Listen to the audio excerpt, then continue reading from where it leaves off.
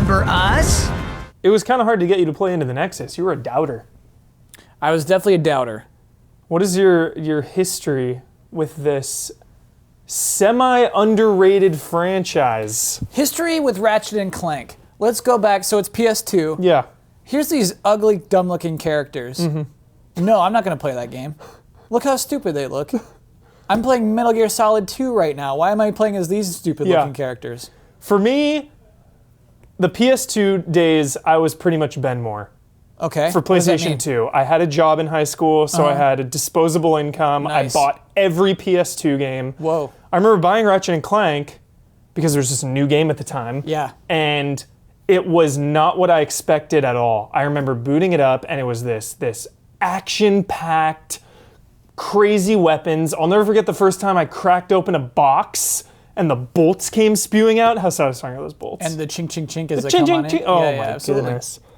But what you just said, these stupid-looking characters, why do you think this franchise is so...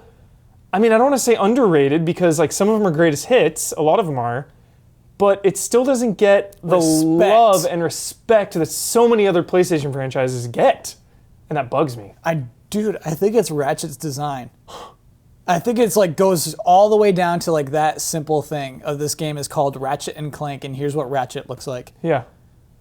So image. Clank's also a Kazooie. Clank doesn't get to do that much.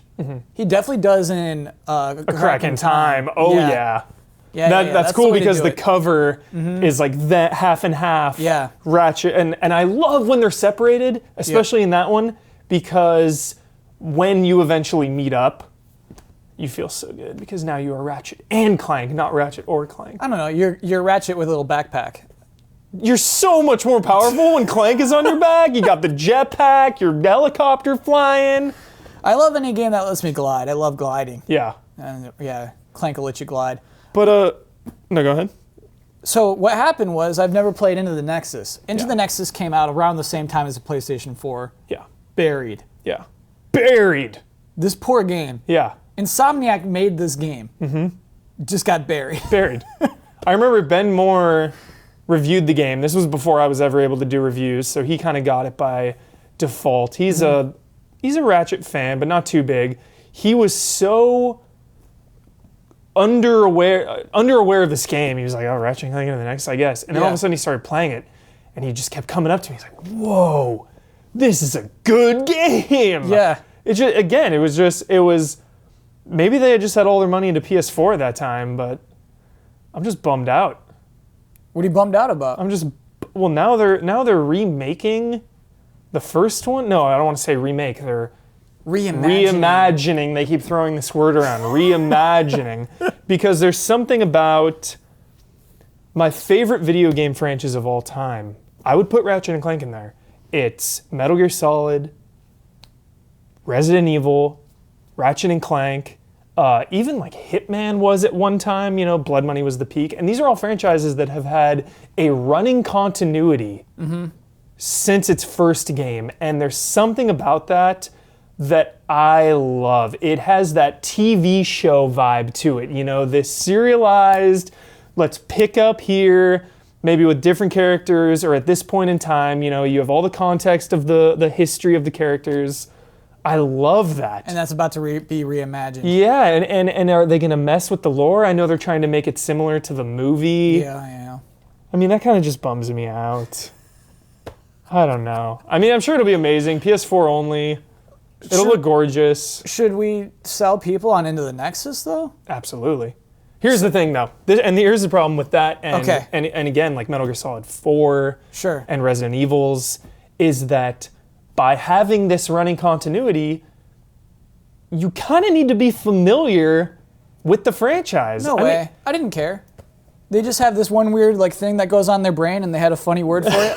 I don't care. I don't care what other game that appeared in. It's just the thing. Was it the Gravitron or something? No, it's like the Dimensionator. Yeah, that is exactly what it is. Yes. So I don't care that I haven't played the other game. I get what it is. You know what I mean? I don't think you have to have played any games to hop into this one. But there's a lot of callbacks to specifically even a Crack in Time. You have played that one. Yes. Which is the pinnacle of the franchise. Or Crack in Time. Crack in Time is very good. Such a good game. What I miss from that one is when you could fly through space and just land on a planet, no loading screen, I'm on a planet suddenly. That's really cool. Oh my god.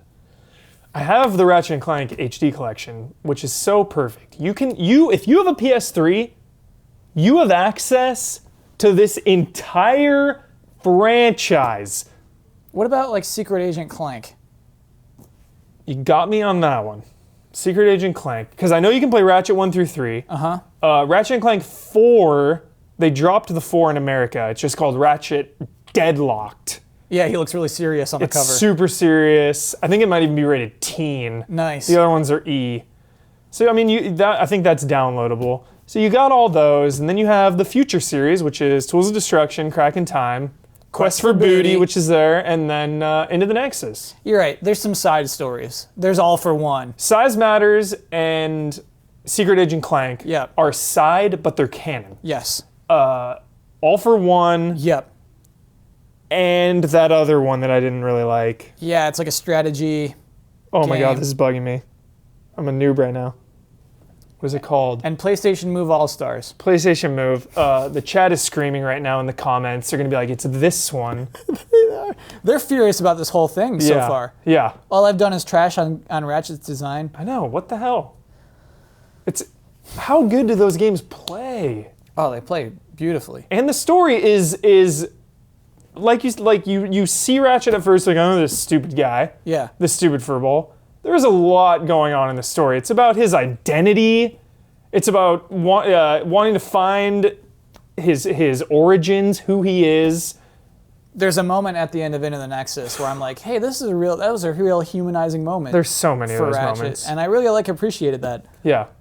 He's all right. Ratchet's all right. Oh my god. Despite being a Lombax. You got something against Lombaxes? Listen, I got Lombax beef. What? They're like the Saiyans of the Ratchet and Clank universe. It's just always this thing where it's just like, I'm just a Lombax. That pretty girl will never want me. It's just like, yeah, you're right, you weird little Lombax. You're a weird little monster. I never got that, but whatever. So, no, but to reel it back in. Reel it back in, hold on. To reel it back in. Okay. These games are so addicting. I mean, you almost platinumed this game and you had to stop yourself. Yeah. One of my you're obsessed with context, right? Yeah. I am obsessed with video game economies. Oh, whoa. And currencies and feeling like your money and your experience points are a reward that is earned. And upgrading weapons and earning skills in Ratchet and Clank is one of the more rewarding games to do that. Especially Into the Nexus, where you have skill trees for individual weapons, where like within the weapons, not just leveling them up, you have a skill tree, like upgrading that. So good. That's really cool. And finding the Rhino is always such a big deal because you really have to go out of your way and find all the parts and have a bunch of bolts. But then when you do, you feel so good about you're rewarded having for your efforts. Yeah, exactly. For the people that don't know what the Rhino is, in every game, there's a Rhino. I'm sure on the internet there will be a Rhino compilation video of all the Ratchet and Clank Rhinos. Probably worth a watch. Yeah, you can just tear a boss down with this gun. Yeah. And I just love that. I love that because getting the Rhino is pretty tricky. Yeah. Before we go, and Into the Nexus, there is it's one level that I freaking love. You get a jetpack, and it's basically an open world Ratchet level in which you can go and like hunt down enemies and find hidden things within this huge environment. It's really hard to express how big that environment is on this PlayStation 3 game, but I really, really love that. Yeah. On its own unique planet. There's lots to love in this series. There's so much. I urge everyone to go give Ratchet and Clank a shot. HD collection, best place to start. No, start on Into the Nexus. Maybe even start on Return. That would be like starting the last 15 minutes. You boot it up, the last 15 minutes of Return of the Jedi.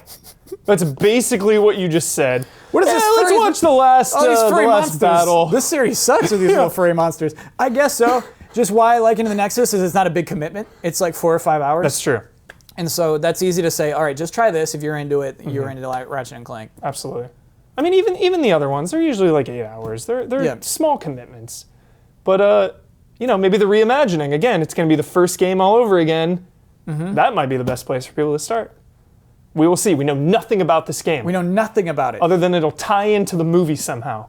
Yes. I'll be there. Midnight show, camping out. You want to go? Yeah. All right, we're going.